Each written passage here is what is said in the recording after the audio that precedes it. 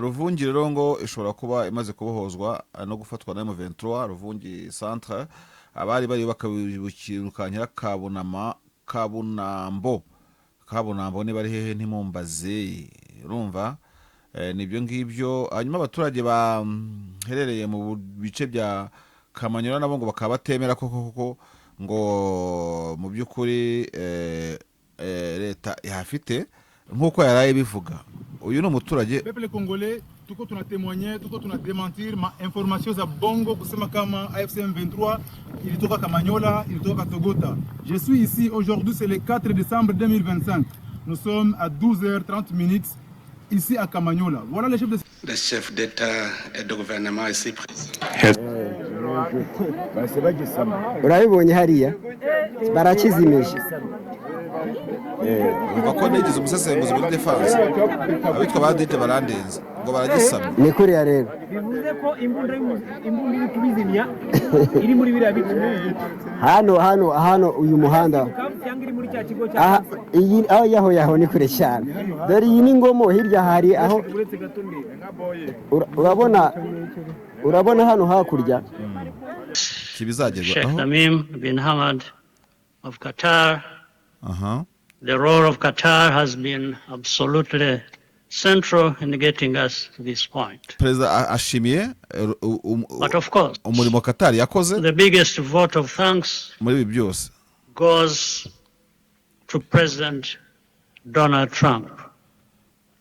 So bring in all of our regional partners and our international partners who, thanks to their commitment and engagement, have consistently made this critical moment possible in the road to peace. First and foremost, we have Sheikh Yanim bin Ahmad Adani. We have President João Manuel Lourenço Gonçalves, who is the President of Angola and the acting President of the African Union. And we also have the former President of the Republic of Kenya, my brother, Uhuru Kenyatta, who I can see here in the room. These two great Africans who are at the beginning, who started the Rwanda and the Nairobi processes. And and the joint struggle against the armed groups, the end of all support to negative forces, and the beginning of fair prosperity on behalf of our two populations. I do believe this day is the beginning of a new path, a demanding path, yes indeed, quite difficult, but this... Presidente dos Estados Unidos da América, caros convidados, altas entidades aqui presentes, ndabona abandi baperezida bafashe umwanya rero kugira ngo eu gostaria de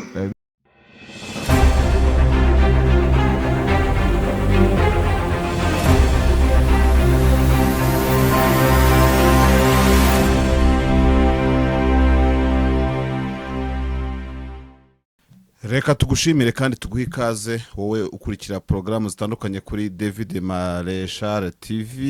Uyu munsi ni ku itariki enye z'ukwezi kwa 12 umwaka ni 2025. Kuko mubizi mwese isi yose irangamiye kureba imihango igiye gukorerwa muri Washington DC, ahateguwe ko uyu munsi rero hari bushyirweho umukono ku masezerano y'amahoro hagati y'igihugu cya Repubulika ya Demokarasi ya Kongo ndetse n'igihugu cy'u Rwanda, bihagarariwe na Amerika ndetse na Perezida Donald Trump wa Leta Zunze za Amerika. Ubwo no kuvuga ku ruhande rw'u Rwanda Perezida Paul Kagame, ku ruhande rwa Repubulika ya Demokarasi ya Kongo hari Antoine Felix Chilombo Tshisekedi uhagarariye igihugu cya Repubulika ya Demokarasi ya Kongo. Ino ni initiative ngira ngo ya Amerika ibyibwirije, cyangwa se reka tubitware mu bundi buryo tuvuge ko kwitangiriro kugira ngo dusubize amaso inyuma igihugu cya Kongo cyaprocinze cyangwa se cyegereye Amerika kugira ngo bagirane deal bakorana mu byo ubucuruzi bw'amabuye y'agaciro. Ndetse ndibuka ko iyo deal yanatangiye ku ngoma ya Joe Biden wasimbuwe na Trump kuri no ngoma ariho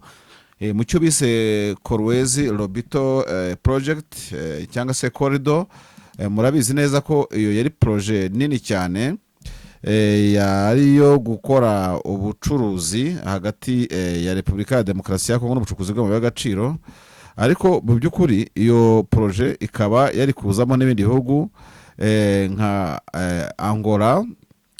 Hanyuma rero muri ibyo byose niho ureba ko approachment kwegerana kwatangiye kwa Tshisekedi, ariko kubera ko imirwano n'intambara ya Repubulika ya Demokarasi ya Kongo byari birimbanije, abantu batangiye gutekereza yuko mu by'ukuri leta ya Kongo ishaka kugurana amabuye yayo y'agaciro ndetse n'iby'urugamba byo kurwanya M23 AFC. Yewe ujya kureba ugasanga izindi projet zari zanze, yewe ntabwo twabura kuvuga mu byari byanze ko harimo n'ibyo bya Robito, kuko urumva leta zimwe za Amerika ishaka amabuye y'agaciro ya Kongo no kuyagura, yashakaga n'aya Tanzania, agashaka n'aya Zambia, agashaka n'ayangora, bose bagacomekaho. Ariko ikibazo aho cyari kinateye inkeke nuko hari amabuye yari akenewe n'abo bashoramari mpuzamahanga n'ibyo bihugu by'ibihangange ari mu burasirazuba bwa Kongo. Ntekereza ko rero nibwo propaganda cyangwa se politike yo kuvuga ko u Rwanda rufasha M23 cyangwa se rufite ukuboko kumera mu burasirazuba bwa Kongo yari irimbanije. Yewe Kongo ya brandinga amabuye yayo, ariko inasenya u Rwanda, rusabira ibihano igira gute.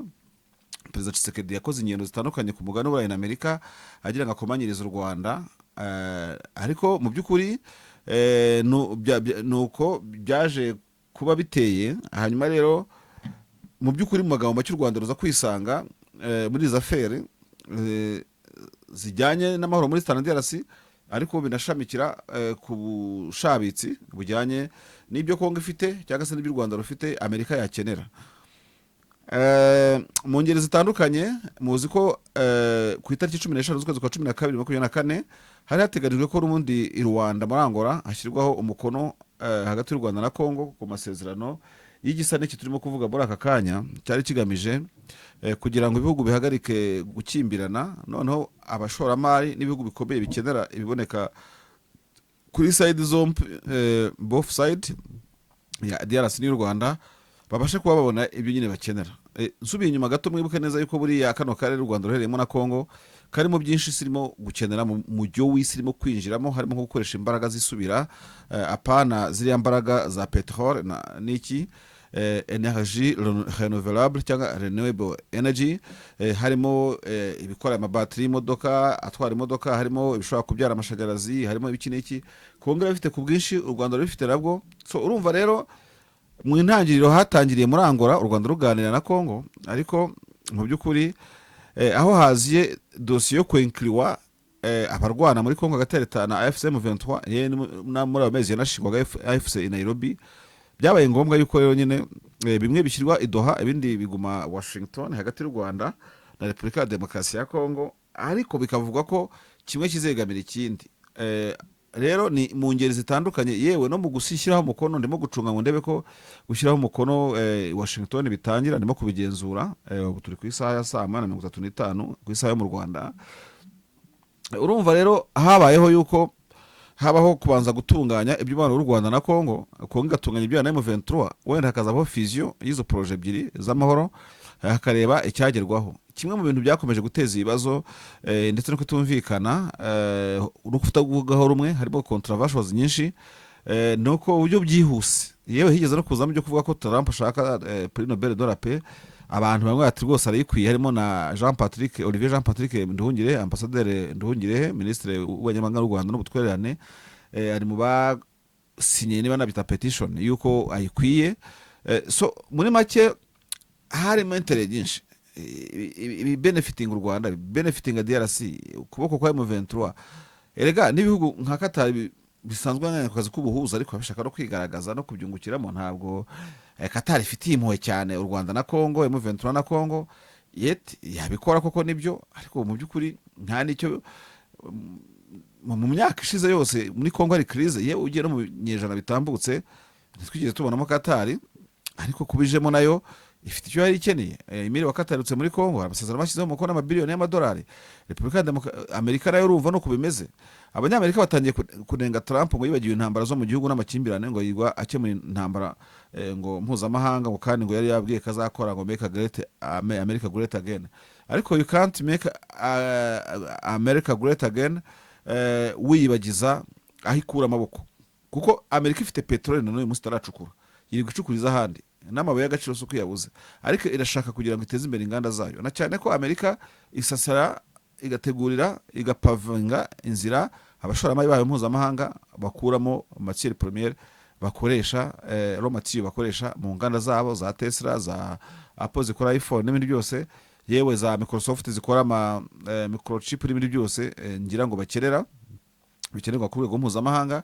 Amerika ibacira inzira rero kugira ngo abashoramari sino ku bushake bwayo, hari igihe baba yisaba bati iyo tugiye muri Kongo tukajya mu Rwanda twakura amabuye batubwira yuko ari amabuye y'amaraso. Rero Amerika yagombaga gukora ibishoboka byose kugira ngo icyitwaga amabuye anyuze mu nzira y'amaraso kiveho, hanyuma noneho ibe yabasha kugira gute ndabona ibya Washington bitaratangira, ibe Amerika nyine yabasha kubonera abantu bayo aho bakura bimwe mu byo bacuruza cyangwa se bakoresha mu nganda zabo. So urumva harimo intere, ibyo ntacyo bitwaye, ibihugu bibona kubera intere, zaba intere mutuelle, zaba intere multilaterale cyangwa se multifonctionnelle cyangwa multipolaire, byose birashoboka. Ntabwo ari ngombwa yuko umuntu agira icyo akora ariko we nta kintu akura mu byo, nta nicyo binatwaye, ntabwo dushaka kubitinda. So nagira ngo mbere ku rugendo rwo rw'ibi byose ko byagiye binyura mu nzira. So fa uyu munsi ndabona ndimo kugenzura ku mateleviziyo ko babishyiraho atandukanye mpuzamahanga, ndagira ngo hari ibitaratangira, nibitangira turagerageza kubibagezaho. So urumva rero kimwe mu bintu bikomeje gutera abantu kwibaza n'ukuntu nk'ubu ngubu u Rwanda rwavuze ko rufite ikibazo cya FDLR, ariko bakaba bagiye gushyira umukono ku masezerano FDLR nako nabo bitaratangira gushyirwa mu bikorwa. Repubulika ya Demokarasi ya Kongo ivuga ko n'ikindi ku Rwanda rukora ingamba zayo z'ubwirinzi, inavuga inashinja u Rwanda ko rufite ingabo ku butaka bwa Repubulika ya Demokarasi ya Kongo. U Rwanda narwo rukavuga ati ntazo tuhafite, ariko ingamba zo turazifite.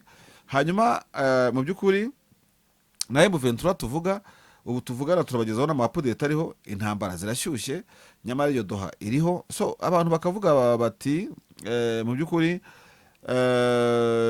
ntabwo byoroshye, urareba bakakubwira bati twabonye umwana avuka ariko ntitwigeze tubona umubyeyi we atwite. Ese usanze umubyeyi afite ateruye agahinja utaramubonye atwite ari umuturanyi wabitekerezaho iki?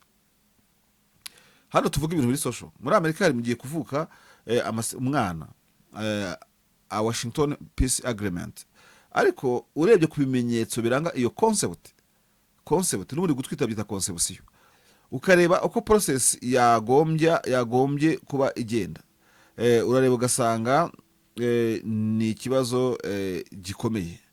Ni ikibazo gikomeye kubera iki rero? Ni ikibazo gikomeye kubera yuko ibi byagombye kuranga biranga abantu bari mu bintu by'amahoro ntabwo turimo kwibona. Turabona intonganya kuri Twitter hagati y'abategetsi b'abadiplomate, turumva ibwirwaho za perezida wa Kongo, ibwirwaho za perezida w'u Rwanda, hose ukaburamo icyizere, optimism ntabwo irimo nyinshi. Bamwe bati Kongo muraganira kubyubahiriza bikagorana, abandi bati u Rwanda ntigwarekura influence yarwo muri stand DRC as long as n'ubundi niyo FDLR itararandurwa. So ni byinshi bivugwa rero. So ni ikintu kigiye kubera Washington, turimo gucunga ku masaha. Bamwe bavuga bati icyizere cyacyo kiragoye cyane, ariko bamwe mu bahanga mu by'usesenguzi bakemeza ko uko byagenda kose ni whichever the way ushaka kuvuga watekereza, uyu munsi kwicara Washington abantu baganira ku by'amahoro biraruta ko abantu bakwicara barimo bagura imbunda barasana bagira gute. Hari n'igihe abantu basinya bakomeje kurwana, urumva umwe afite intwaro mu ntoki undi afite ikaramu mu ntoki. Ngira ngo nabyo ntabwo ari ibintu byo gukomera amashyi, ariko ni ibintu nabyo bibaho, umuntu atabura kuvuga yuko nabyo nyine bibaho. So nkiri kuri ibyo ngibyo rero nagira ngo mbwira abadukurikira ko ni amasezerano akomeza kwibazwaho na benshi, kuvuga azagera kuki. Ese ko tureba mu by'ukuri muri concept yayo yanditse neza, ariko se azajya mu bikorwa gute mu gihe nta cyizere n'imikoranire ya hafi irimo kugaragara hagati y'ibihugu byombi kandi bikeneye kuzakorana. So ugiye kureba nicyo kibazo gihari rero, turategereje ngo turebe ibyo bari businye ni ibiki, birabageza kuki, bizagera kuki, niba abantu bakomeje kujya bakora ibintu ubona badafitemo goodwill n'iki byose. Ariko icyo nababwira cyo nuko no kubusanzwe ntabwo ibihugu bibana sheri ishusho, nibumvikane, umwe nagira harenga ntago ishene bicetse ajya abwira undi ati aha waharenze, biraruta indi controverse irimo hangaha. Twibukiranye ko rwose tutagiye kubeshyanya tukabwizanya ukuri mu buryo buri fizike, yego Kongo ntawe yiciyemo ikindi gice, ariko ihererekanya kuboko hagati y'u Rwanda na Repubulika ya Demokarasi ya Kongo ubu ngubu ku bintu bimeze urareba karibura, kubera ko hagati y'ikitwa ubutegetsi bwa Kinshasa, yego ko Kongo iracyari Kongo yose, ariko nanone imipaka u Rwanda ruhana na Kongo, ntabwo ntekereza ko Kongo ari itanga visa ku muntu ujya Bukavu, ntabwo ari Tshisekedi bitanga, nta nubwo ntekereza yuko ari Tshisekedi ucungera imipaka ya za Kamanyora za Goma nahe hose. Oya, ni M23 AFC, kandi ntabwo yicaye hariya. Yewe n'ibivuga byo kuraswa FDLR ntushobora gusanga habuze FDLR mu birunga, cyangwa se icyerekera za Tongo hageze ngo na M23, ukibaza umugambi wo kwirandura uzagenda gute mu gihe cyose Kongo Kinshasa itagenzura hose. Ama controversials arimo menshi cyane, kurebera ikijisho feasibility y'ibyo byose, yewe udushyizemo no kubyo M23 ivuga iganira na Kongo. Imirwano irakomeje mu gihe bataratwereka ko bari mu tangiye gusinya ngo tubabwire uko byaba bimeze, ntabwo bitubuza n'ubundi kureba, ntabwo bitubuza kureba ku ama update ahari ateye gute. Ku mbuga nkoranyambaga abantu bakomeje guterana amagambo, ndabona hano abakongomani bakomeje guterana amagambo bati Rwanda dukunda, komeza uganze muri byose ngo byiduhetse, gahorane ishya n'ihirwe. Barimo kuririmba, umwaka avuga ati bakongole bazoba boza na president toboza na farceur pizarien, barimo guterana amagambo. Abamwaka avuga ati network yabuze Bujumbura bayitwaye. Can we have a debate of our own Congo force to flap Rwanda? Abakongomani bati Congo my country, we will never be left behind forever. Abakongomani uyu witwa Jack Nsomu ati ntago tuzegera dusigara inyuma sha. Undi witwa Kimtek no mobile solution ati Tshisekedi turahuye ataha. Bati Tshisekedi muhuriye ataha mwe mwagiye mureka kubeshya. Aha ni kuri urubuga rwa Twitter imwe muri channel yo mu Rwanda irimo gukoresha irimo kubistreaminga, niba bagiye cyari abacomekeye ntumbaze no guterana amagambo kw'abakongomani ndetse n'abanyarwanda bireba cyane. Abarundi nabo bati twagiyeyo. Hanyuma hano umwe ati are you sure these people are in agreement? Ni kama kametamba sinzi ngo nagaki. FDL muve muri Kongo si yanyu, ni y'u Rwanda simbizi, nta n'uwabatubwira ngo byanze cyangwa niba ari biri bwemere, ngo abantu bamwe barimo kutabibona neza. Trump rero aratangiye kugira ibyo abwira Ijambo, ashimira abayobozi b'ibihugu byombi, abita abayobozi b'abanyamwete. Yatangiye anahagurutsa abayobozi bandi bitabiriye. Des histoires à la fois très tristes et très belles. Alors aujourd'hui, elles sont belles. J'ai eu des réunions tout à fait fantastiques avec ces deux hommes et des représentants d'autres pays au cours desquels nous avons parlé. Trump agashima ibiganiro nyine yagiranye n'abayobozi bombi, avuga atari amateka ababaje, atari ko harimo n'amateka ubu yanditswe mashyashya ashimishije. Turifashisha amajwi ya France 24, uwo ni Trump. Cette occasion avec nous, y compris le président de l'Angola. Je suis très heureux de vous voir, monsieur. Ati nishimiye kubona perezida wa Angola ahangaha. Le président du Burundi. Merci. Ati wakoze Je suis également très heureux de vous revoir. Ati wakoze kuza hano. le président William du Ruto Kenya. nawe ashimiwe no kuba yaje. Nous avons les Jeux Olympiques ici. Vous êtes très bien sortis aux Jeux Olympiques. Vos coureurs sont excellents. Ati mufite aba atlete beza, dufite Jeux Olympiques, ati muzabe muri hano rwose, ati muratangaje. Le représentant également du Conseil des ministres du Togo. Merci, monsieur. Perezida wa Togo nawe arashimiwe. Le vice-président de l'Ouganda. Merci.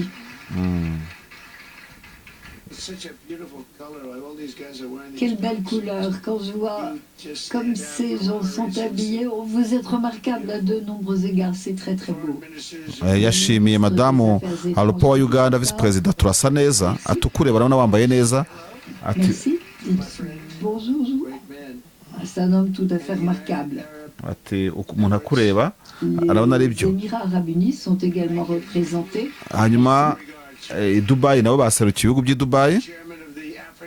Le African Union. également de la commission du Qatar ko ntarayumva. qui a fait un travail tout à fait remarquable. Merci de votre Ariko ibi ngibi Trump avuze, hari abantu bazavuga ati ni discrimination, kubona Alupo akavuga ati asukwe kwihariye. Ntawamenya. Je voudrais remercier tout particulièrement également le secrétaire d'État Marco Rubio. Levez-vous, Marco, je vous prie.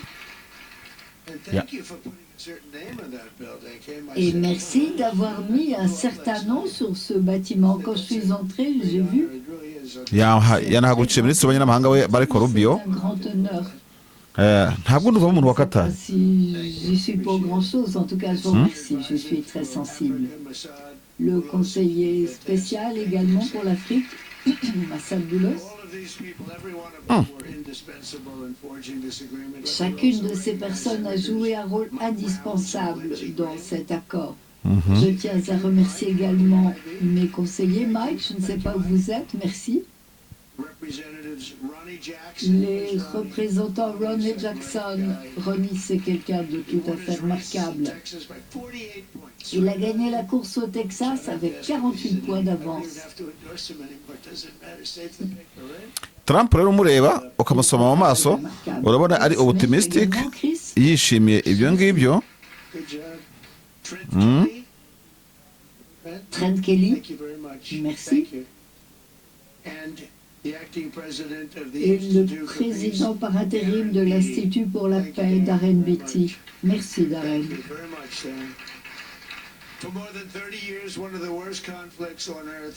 Pendant plus de 30 ans, un conflit a eu lieu en RDC. Des millions de personnes sont mortes. Des millions de personnes également ont été déplacées. Des familles ont été détruites. Cela a été une catastrophe. Un grand nombre d'administrations ont essayé. Pas trop sans doute, notamment ceux qui m'ont précédé, mais enfin, ils ont essayé, ils ont dit avoir essayé. Nous avons essayé davantage pour mettre un terme à ce conflit et ils n'ont pas accompli grand-chose, semble-t-il, compte tenu des massacres qui ne faisaient qu'empirer. Or, aujourd'hui, nous réussissons là où un grand nombre ont échoué. C'est la 8e guerre à laquelle nous mettons un terme en moins d'une année. C'est tout à fait excitant parce que nous parlons de 30 ans de combat auxquels nous avons mis un terme, de plus de 10 millions de vies. Ceci grâce aux efforts du secrétaire Rubio, de M. Boulos.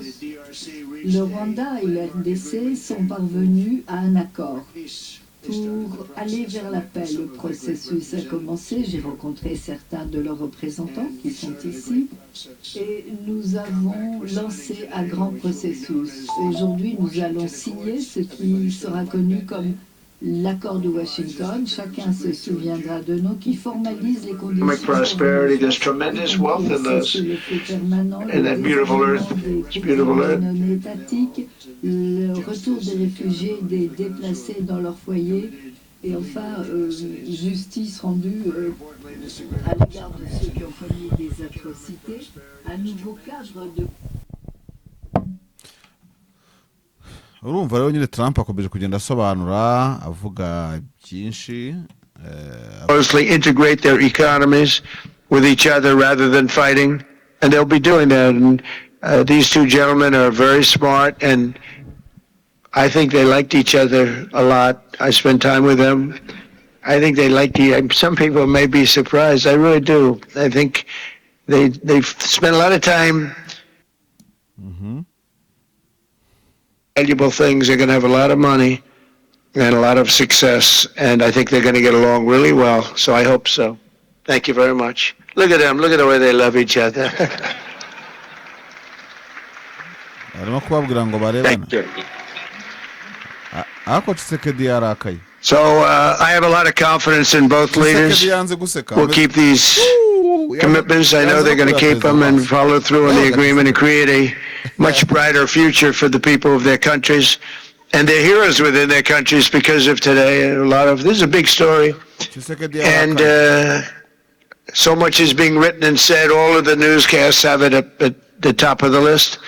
And they are heroes, and we want to keep it that way. Today, the United States is also signing our own bilateral agreements with the Congo and Rwanda that will unlock new opportunities for the United States to access critical minerals and provide economic benefits for everybody. And we'll be involved. We're sending some of our biggest and greatest companies over to the two countries, and we're going to take out some of the rare earth and take out some of the assets and pay, and everybody's going to make a lot of money. These are just two of the many new agreements related to mineral supplies that my administration has achieved this year, including with Australia, Japan, Kazakhstan, Malaysia, South Korea, and many other countries. With all of these agreements, we're forging new economic security partnerships that protect the interests of America and our friends and partners, and a core feature of my administration's national security strategy, a big part of which is the tariffs. We're taking in trillions of dollars in tariffs. Nobody's ever seen anything. Trump aravuga ko igihugu cyabo cya Amerika cyahagurukiye gucuzanya n'ibindi bihugu byinshi bitandukanye, yashyizemo n'ibindi bihugu n'amazina yabyo murayumvise haruguru, ko rero bizakomeza n'ubundi muri uwo mujyo ku bihugu by'u Rwanda na Kongo, kandi bikaba bizabenefitinga bizungukira muri uwo mushinga w'ubucuruzi bw'amabuye y'agaciro akenewe cyane ku isi yose. Ko twebwe dutangira ikiganiro, Trump rero really great national security. We'll be paying down debt. We'll be making distributions to people, and we're really doing a job. It's amazing. I was with a gentleman, the future king of Saudi Arabia, and you've heard me say this a couple of times, but 2 months ago when I was over there, he said, gusa ntababeshya giye nk'umusesenguzi buryo ubuhuza ni bwiza, natwe tugomba kugira amabozo office muri Afrika ahuza ibihugu byacu bigakunda. Tanzania yarabihoranye, ubisigaye yari hagaritse ku kayiko, nayisigaye ari manyanga, harabura iminsi ngahe yageze kuri ngahe kugira ngo muri Tanzania imyigaragambyo iminsi 4 cyangwa 5 ngo yatarehe 9 tariki 9 babona aho bwigenge, perezida wawe yavuze ati tuzahangana. You see, donc bonzo office zarabaga Sharm el Sheikh mu Misiri ntizigikorwa, ibihugu byagendaga bihuza ibindi za Addis Ababa hose, za Africa y'Epfo, Sun City, Pretoria, Cape Town n'ahandi, ntago mbega bonzo office cyangwa se good office zigikorwa neza nk'abihugu bya Afrika. Ariko nanone abanyafrika biciranye banari sawa, ariko mu by'ukuri n'ubwo Amerika ari gihangange, ibintu byacu byose kubitwara Washington, kubitwara Doha, kubitwara Oslo muri Norvege, kubitwara hose ntabwo bijyanye n'igihe tugezemo. Abantu bagerageze ku buryo ki ese Trump ntabwo yafata indege we Air Force One akaza muri Afrika aho byaba byabereye, gusa buri wese akura yishyira still muri avuga ko arimo gutuma Amerika ngiba great again. Simbizi nta muryango utagira abakuru muri iyo sense, ariko none abakuru babaye abafrika bakajya bahuza bizarushaho kuba byiza kurusha. Actually, Qatar is represented today, and you Trump aracyavuga because of what they're doing today and the mission that they've really, I think, accomplished, and we'll see how it all works out, but I think it's going to work out really great. They want to get on to other ways of living for their people and their great leaders. Thank you very much. Please, Mr. President. Thank you.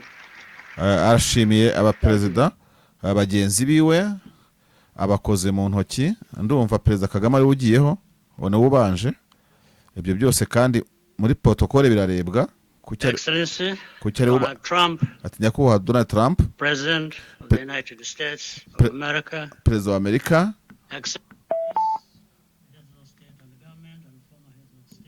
arashimira inzego z'ubutegetsi, ati ndashaka gutangira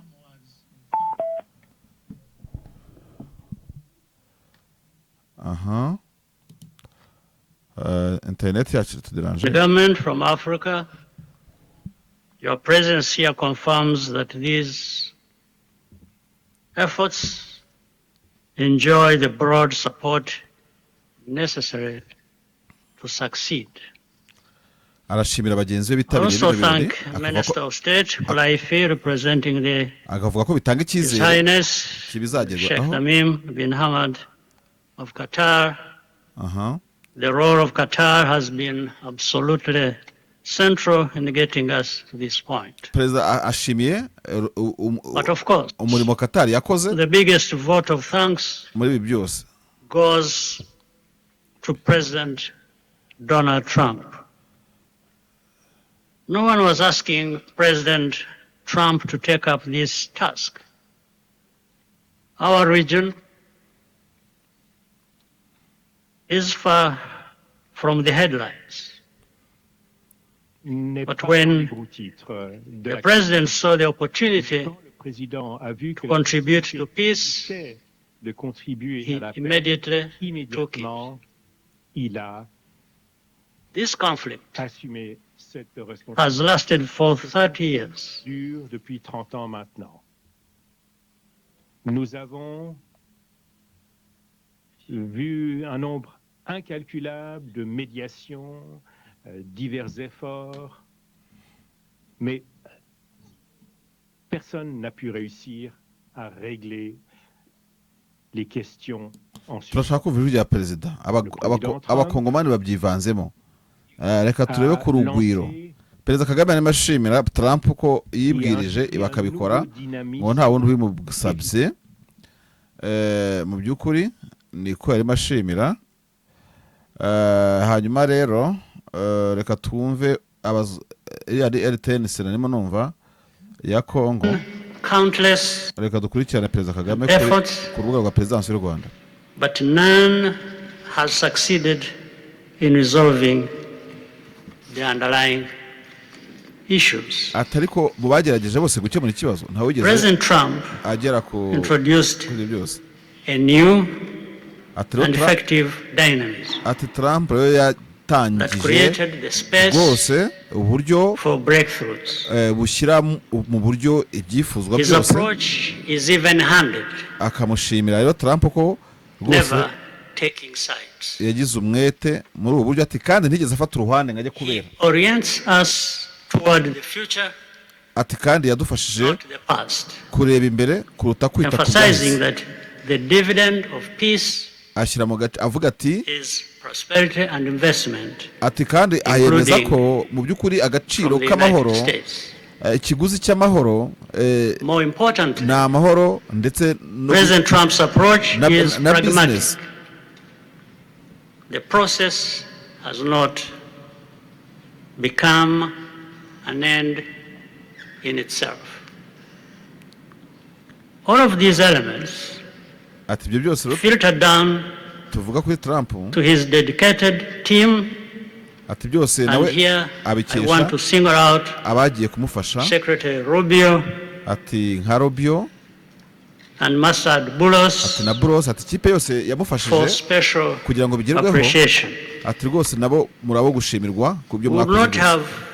Would not be here today ati ntitwari kuba hangaha without their efforts. Ati yo mudashyiramo imbaraga kugira ngo. And as a result, ati kandi umusaruro we have the clearest and most viable path forward that we have ever had. These accords provide everything needed to end this conflict once and for all. Ati amasezerano yujuje byose. If this agreement falters bikwiye kugira ngo and things do not work out ashyirweho akadomo. Ati kandi ku mpande zombi as they are supposed to, the responsibility will not lie with President Trump, but with ourselves. ati nyamara uko bimeze gutyo ati It's kubishyira up mu to bikorwa us in Africa, ati biradusaba ko ari twe working with our ntabwo ari ibya partners Trump to gusa consolidate ati ahubwo ni and ibyacu expand ni twebwe kubiha agaciro this kubishyira mu bikorwa. peace. There will be ups and downs on the road ahead. There is no doubt about it. Rwanda, ati u Rwanda I know, ati ndabizi will ndabyizeye not be found wanting. ati ntabwo u Rwanda ruzigera rugaragara I can assure you of that. ati ntabwo ruzigera ati nshobora kubizeza ko Our only objective ati intego yacu dufite is and has always been ati kandi niyo ntego for our country to be twahoranye safe ku and gihugu cyacu secure ati twamye tumva u Rwanda after rufite having umutekano endured ati nyuma yaho so much tragedy. twahuye n'ibyago byinshi kandi bitandukanye ati, We now intego yacu only want to look forward ni umutekano ati gusa kuri iki in gihe confident turashaka kureba imbere expectation of a prosperous and stable future. ati kandi twebwe twiringiye Mr. President, twifuza ko Excellencies, igihugu cyacu cyagira I thank you kizaba mu for your kind mutekano attention. ati nkaba ngushimiye rero Trump ati nkaba ngushimiye Trump kuba waduteza amatwi. Tshisekedi nawe agiyeho.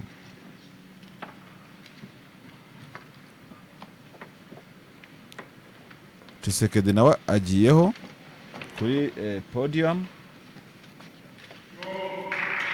bamuhaye amashyi reka twumve nawe ariko perezida Kagame mu byo yavuze aravuga ati bizaterwa nuko tuzitwara muri izi diru. Mr. the President of the United States, ati nyakubahwa perezida wa Amerika Donald Trump, ladies and gentlemen, ati mwese muteraniye hano, dear members of the delegations, ati yewe n'abaje bahagaze distinguished guests, ati bashyitsi bahire mwese as we have just placed our signatures at the bottom of the joint declaration enshrining the Washington agreements for peace and prosperity. Reka dusubire hakoresha igifaransa tujye kuri perezidanse ya Congo kugira ngo dukoreshe igifaransa n'abarimo gukoresha biratworohera. Nous avons le cheikh Tamim bin Hamad al-Thani. Hano Nous avons le président Joao volume iri hasi ariko yashimiraga aba bose bagize uruhare muri ibi byose harimo Republic of Congo and between the Democratic Republic of Congo and the Republic of Rwanda. To these thanks, I also bring in all of our regional partners and our international partners who, thanks to their commitment and engagement, have consistently made this critical moment possible in the road to peace. First and foremost, we have Sheikh Yanim bin Hamad Adani. We have President João Manuel Lourenço Gonçalves, who is the President of Angola and the acting President of the African Union. And we also have the former President of the Republic of Kenya, my brother, Uhuru Kenyatta, who I can see here in the room. These two great Africans who are at the beginning, who started the Rwanda and the Nairobi processes. And beyond them, I wish to thank also all of the African leaders who contributed to help us in this struggle. And I do hope that we have, yes, reached the end. The Washington agreements are not yet another document. These represent a turning point. They bring together under a coherent architecture a declaration of principles of a peace agreement and also the regional economic integration framework to provide to the peoples of the region a new perspective, a new outlook, namely to finally overcome the cycle of violence, of forced displacements, of mistrust, defiance, in order to begin a new era of friendship, cooperation, and prosperity, all shared together. For those involved, the Democratic Republic of Congo takes this solemn commitment to implement with complete sincerity all of our obligations that stem from this agreement. We will do this with seriousness, with rigorousness, and also the constant care for peace and the security of our populations, for the unity and the integrity of our territory. We do hope that thanks with the same seriousness that the Republic of Rwanda will also respect fully the letter and the spirit of the commitments made here in Washington. We are reaching out for a peaceful cooperation based on mutual respect, non-interference, and the joint struggle against the armed groups, the end of all support to negative forces, and the beginning of fair prosperity on behalf of our two populations. I do believe this day is the beginning of a new path. A demanding path, yes indeed, quite difficult, but this is a path where peace will not just be a wish and aspiration, but a turning point. The Democratic Republic of Congo will fully play its part with dignity, with consciousness and consistency, and with the support of our partners. We will remain watchful, vigilant, but not pessimistic. We'll be clear-eyed, but resolutely optimistic. These Washington agreements for peace and prosperity must be for our peoples a symbol of an irreversible commitment to turn the page of confrontations and to open a new era of cooperation and sustainable peace throughout the region. Thank you. Tshisekedi yajyanye amuhame amashyi menshi ati ariko mujya mugira ngo ntituri seriye ati rero ubu ngubu none tugiye kuba seriye kibarenga.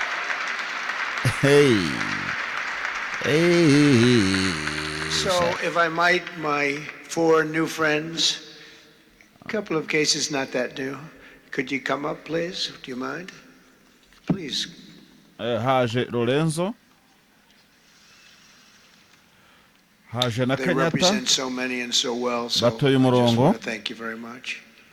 Mu by'ukuri ndumva iby'ingenzi ari byo twagarukiraho, abandi ba perezida nabo baravuga ibindi. Ndabona bari ku murongo, hari ibyo baje kuvuga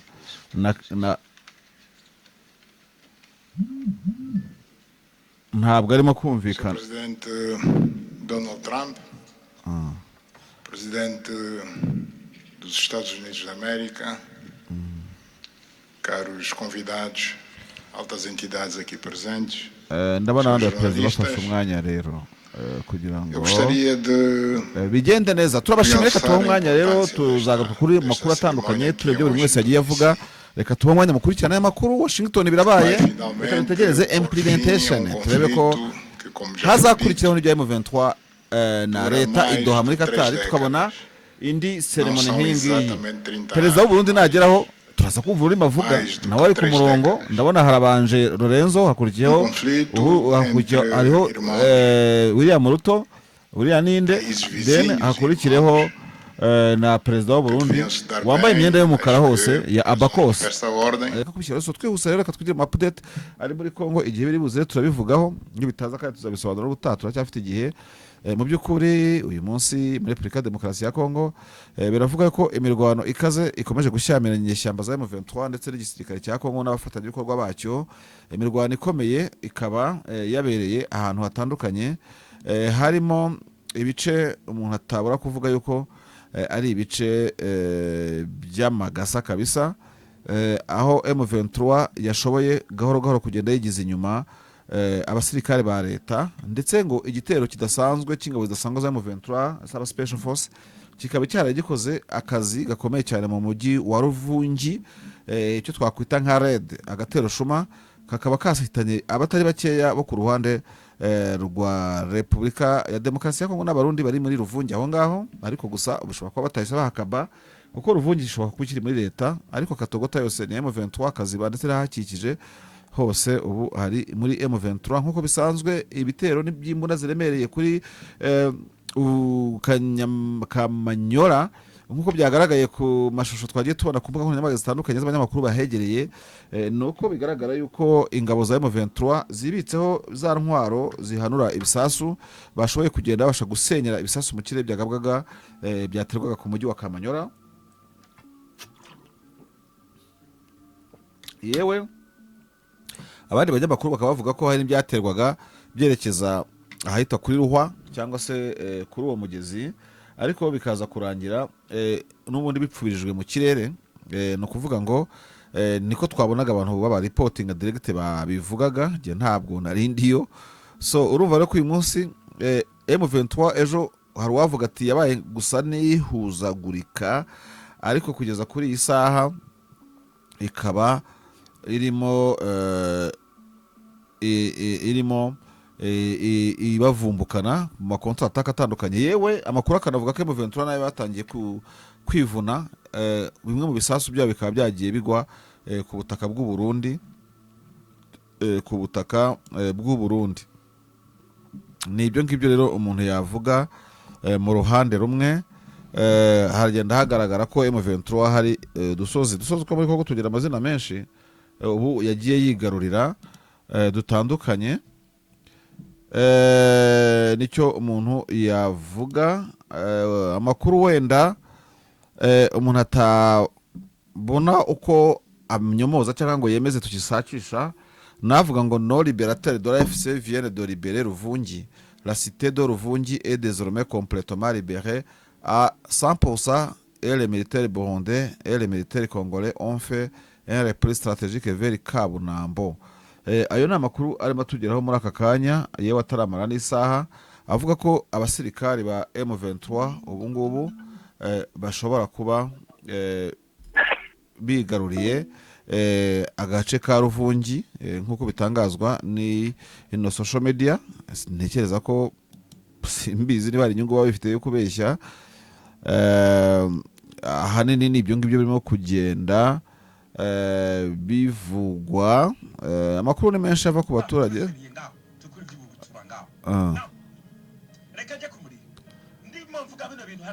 uyu ni Shinamanda urimo gutongana sinzi icyo arimo gutongana n'abantu ariko bamwe baravuga bati Uvira ishobora gufatwa muri ibi bihe Uvira ntabwo izigamye neza bamwe bakavuga ko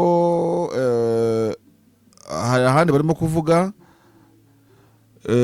Rubarika bari bavuze ko yafashwe ariko iyo Rubarika bavuga ko yafashwe ko nduzina n'ubu ngubu bakivuga yuko itarafatwa simbizi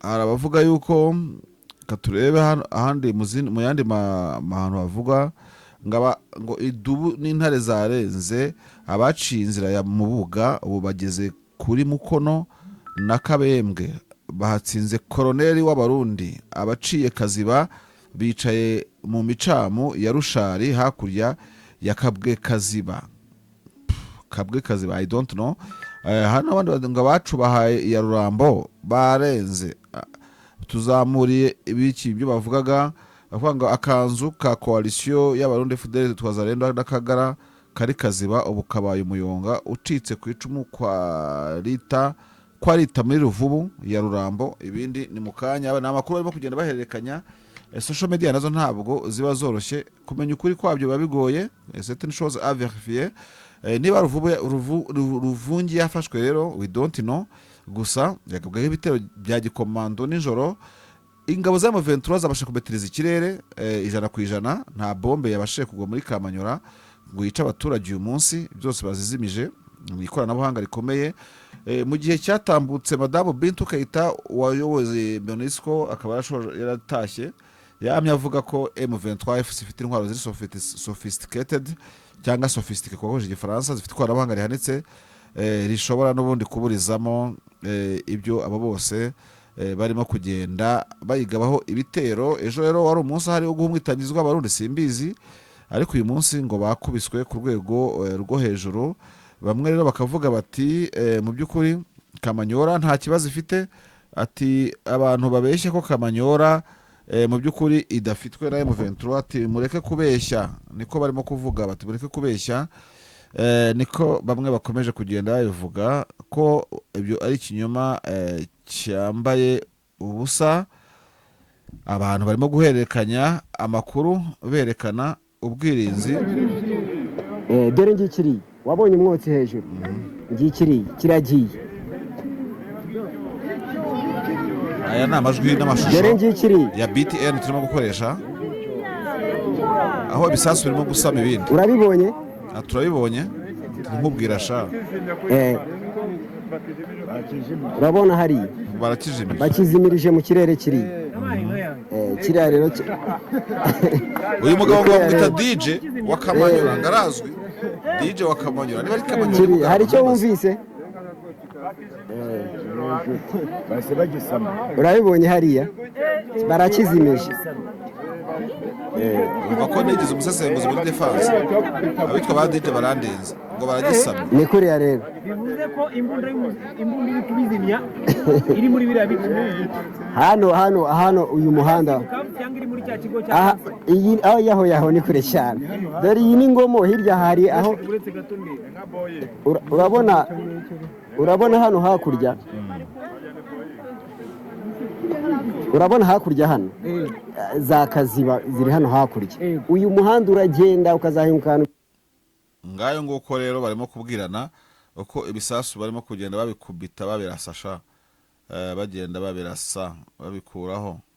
Urumva Ruvungi rero ngo ishobora kuba imaze kubohozwa no gufatwa na M23. Ruvungi centre abari bari bakabukirukanyira Kabunambo ni bari hehe ntimumbaze.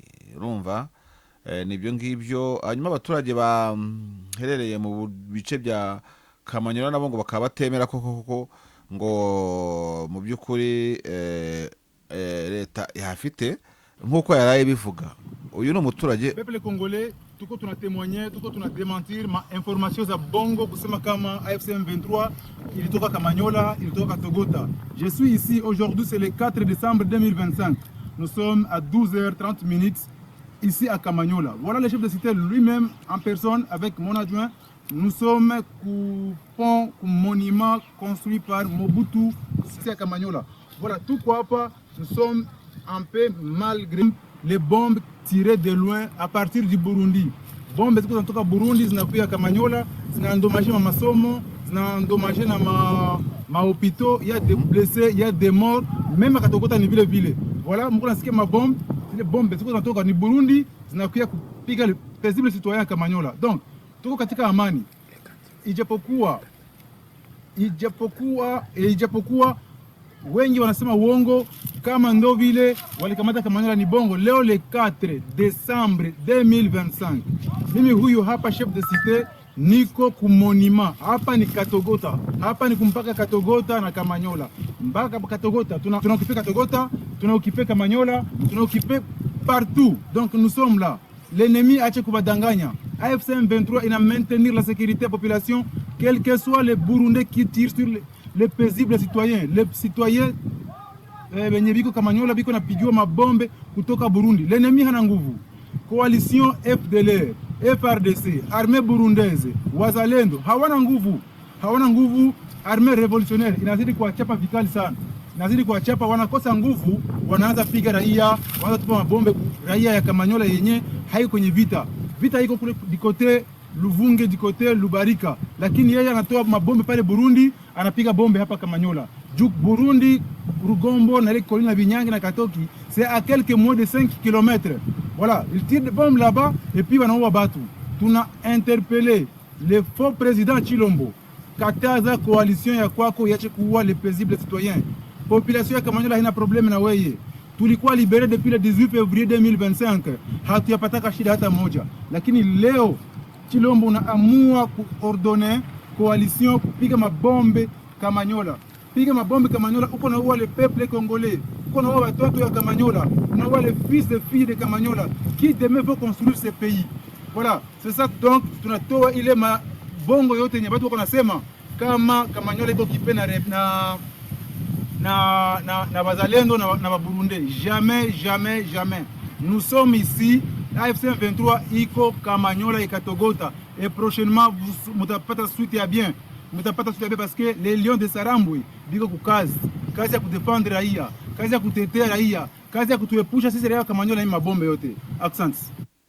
Uyu rero umuyobozi wa Kamanyola urimo kubwira abaturage akanabwira isi yose yuko video footages zirimo gutambuka zivuga ngo M23 ngo yavuye ngo Kamanyola ngo yatsinzwe. Iyi monima sinzi niba ari yabikoze ejo harabazarendo barimo bifotoza ati dore turahangaha wabonaga bigerekeranye ukuntu, ariko nyine intambara y'amagambo nukwimera uko biri kose.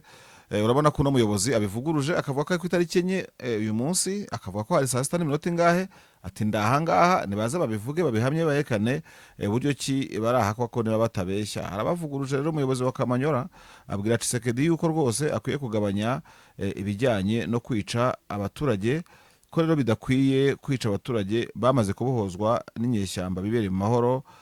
Bati rero rwose ntabwo ari sawa.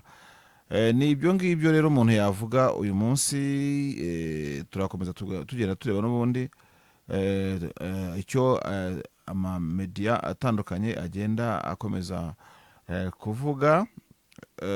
Gusa amakuru nayo ngayo nta hantu M23 yatakaje, ahubwo at least irimo kugenda ifata ahandi. Hari abandi bavuze ngo M23 yashe general w'umurundi Kaziba byakaze. Ntabwo tubifitiye ukuri. C'est une chose encore une fois à vérifier. Ibyo ni ibintu umuntu agenda verifier, ntago ari amakuru wakura ku muhanda ngo uyatangaze. Kuvuga rero ngo nta mu general waraswa, abantu bavuga babijyaho impaka kuki ataraswa se wa mugari ntuzi yari igiki. Chirimwami yari iki? Ntiyari umugenerali, yari umugenerali kandi yararashwe. Kuraswa kwa generali nyine bari ku rugamba nk'abandi basirikare ibyo nta birenze, ariko ama update n'ubundi turakomeza kugenda tuyavuga, ariko by'umwihariko urumva ko uko ibintu bihagaze. During this process, reaching this point was made possible by the unparalleled consequential convening power of the United States and President Trump's resolute and focused commitment to global peace. Your clarity, Mr. President, of purpose and ability to rally stakeholders together has brought us to this point. We therefore extend our profound gratitude to President Trump, whose bold leadership has been instrumental in delivering this breakthrough. Our presence here, Mr. President, as regional leaders, is a testament of our collective resolve. We will spare no effort to ensure this agreement is fully realized, mobilizing every resource and partner to secure peace and unlock the region's immense economic promise. The protracted conflict on our continent continues to hold back Africa. Our current 3% share of global trade is stark evidence of how far this war has held us back. A peaceful Eastern DRC can unlock one of Africa's greatest economic opportunities. Our vast resources, the young talent that we have, connected through our regional infrastructure and the Africa Continental Free Trade Area can ignite William Ruto arimo kwibanda cyane ku gushimira Trump ku guhuza no gushyira hamwe ibihugu by'u Rwanda na Repubulika ya Demokarasi ya Kongo, akemeza yuko gushyira hamwe kw'ibihugu bizatanga umusanzu ukomeye ku iterambere rya Afurika, bityo rero ko gushyira hamwe ibihugu bifite umusaruro mwinshi bizageza ku karere mu bijyanye n'iterambere bigizwemo for too long. Africa has exported raw materials only to import refined products at great cost. Our regional economic integration framework, Mr. President, that you have spoken to here, will build value chains in minerals, manufacturing, and agri-processing, creating jobs. Hano aravuga icyo amasezerano azageraho nko kuba amabuye y'agaciro ava mu karere ashobora gutunganywa hano. Peace will open doors. Integration will guide us. And private sector dynamism will propel us forward. In conclusion, as we celebrate progress in the DRC, we must not look away from other crises. I want to ask you respectfully, Mr. President, that in your quest for global peace, to support efforts to resolve the humanitarian catastrophe in Sudan. I thank you. Le chef d'État et de gouvernement ici présent. Heads of state and government, dear delegations, it is with great joy that I speak today before you in order to express my joy. There is a time. Aha ni ku Burundi ndumva twakoresha Repubulika televiziyo y'u Burundi ngo turebe ko yabishyizeho. RTNB y'u Burundi ntabyo yashyizeho live. Aba bantu bafite ikihe kibazo koko? Repubulika televiziyo y'u Burundi ntabyo irimo guhitisha rwose kugira ngo dukurikirane, ahubwo hariho ngo umudamu wa perezida ngo arimo kubwira abantu kudatukana ku mbuga nkoranyambaga, ariko Repubulika y'u Burundi ntabwo yahitishije live.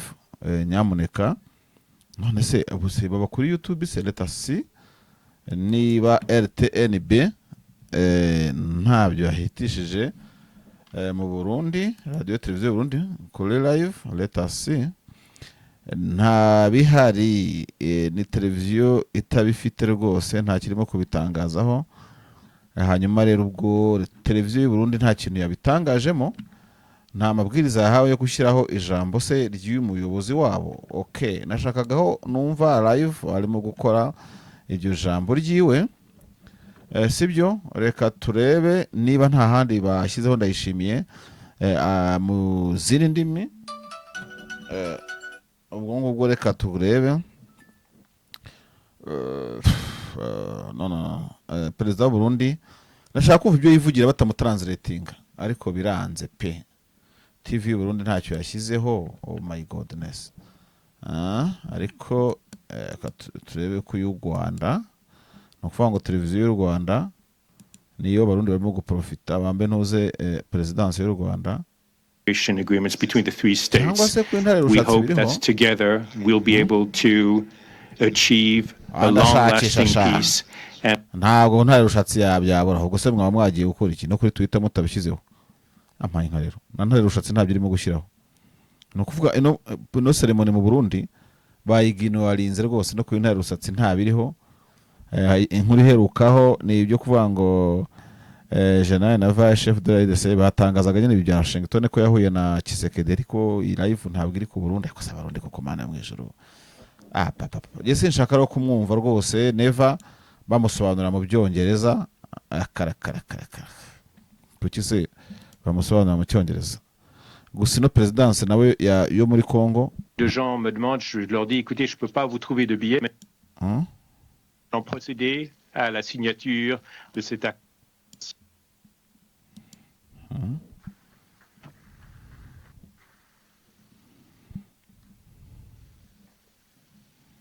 Ameze nk'uwakubitiwe mu gafuka, ntabwo ndimo kumubona. Perezida Ndayishimiye ijambo rye ntabwo.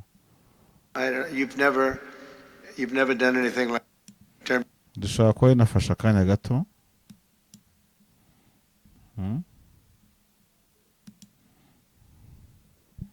Nese ntabwo azi kuvuga.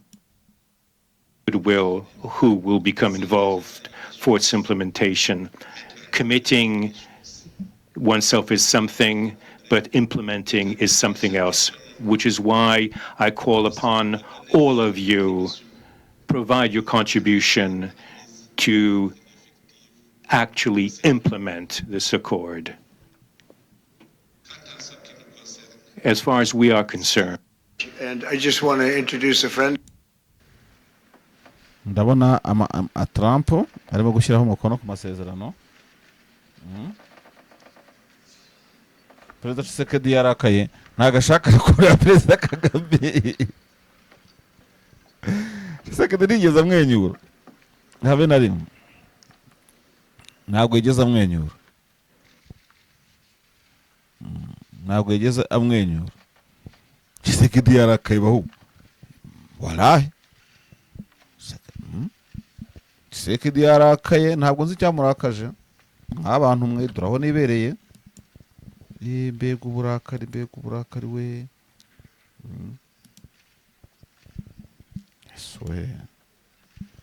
Alors, cet accord qui est présenté comme définitif s'articule autour de deux axes. L'un sur la neutralisation des FDLR, un groupe armé rwandais dont certains membres à l'origine ont participé au génocide des Tutsis au Rwanda. C'est l'une des exigences de Kigali qui considère les FDLR comme une menace existentielle et qui dénonce la collaboration entre les FDLR et l'armée congolaise. Alors sur ce point, des avancées ont été faites. Les forces armées congolaises ont appelé les FDLR à déposer les armes. Peu ont répondu à cet appel et cet appel n'est pas suffisant pour Kigali qui attend plus d'engagement de la part de Kinshasa. L'autre axe de cet accord, c'est que le Rwanda s'est engagé à lever ses mesures de défense. En clair, retirer ses troupes du sol, ses troupes militaires du sol congolais. Alors selon les experts des Nations Unies, des milliers de soldats rwandais sont dans l'Est congolais. Une présence qu'a toujours nié le Rwanda. Alors sur ces deux questions, la neutralisation des FDLR et le retrait des troupes rwandaises du sol congolais, il y a encore beaucoup de désaccords entre les deux parties, notamment sur l'ordre d'application de ces conditions, car il y a encore beaucoup de méfiance entre Félix Tshisekedi et Paul Kagame, même si Donald Trump s'est voulu rassurant lors de cette cérémonie, a affirmé que les deux chefs d'État s'appréciaient beaucoup. L'administration et en particulier du Pentagone. Les ingrédients contenus dans le sol du Congo sont indispensables à l'industrie de la défense américaine. Le complexe militaro-industriel américain, l'un des poumons économiques du pays, mais pas seulement économique. Le complexe militaro-industriel est aussi d'une importance absolument cruciale dans le financement des campagnes présidentielles ici aux États-Unis. Et donc, bien entendu, comme tous les présidents américains avant lui, Donald Trump est tout à fait à l'écoute des inquiétudes des grands patrons de l'industrie de la défense, lesquels grands patrons sont tout à fait préoccupés par la dégradation de la relation avec Pékin qui a la main sur notamment les semi-conducteurs, vous savez, ces petits appareils sans lesquels les missiles ne volent pas et donc sans lesquels les missiles ne peuvent être vendus. Merci Mathieu Babar. De violence dans l'Est congolais, c'est ce qu'a dit le président congolais lors de cette cérémonie. Alors si les deux parties s'accordent à parler d'une avancée positive vers la paix, sa mise en œuvre reste incertaine, d'autant que sur le terrain, les affrontements continuent. Ils se sont intensifiés ces derniers jours, notamment dans la province du Sud Kivu. Plusieurs sources de la société civile nous ont signalé des bombardements à l'arme lourde, notamment dans la localité de Kamanyola. Plusieurs sources de la société civile nous ont signalé encore ce matin des bombardements. Toujours selon ces mêmes sources, au moins 20 civils ont été tués dans ces combats ces derniers jours. La société civile nous a partagé des vidéos ce matin où l'on voit des élèves se cacher sous les tables pour se protéger des tirs d'armes lourdes. Des centaines d'habitants ont fui dans les localités voisines. Alors ces affrontements opposent l'armée congolaise, appuyée par des groupes armés locaux dits patriotes, aux rebelles de la M23 soutenus par le Rwanda. Et c'est d'ailleurs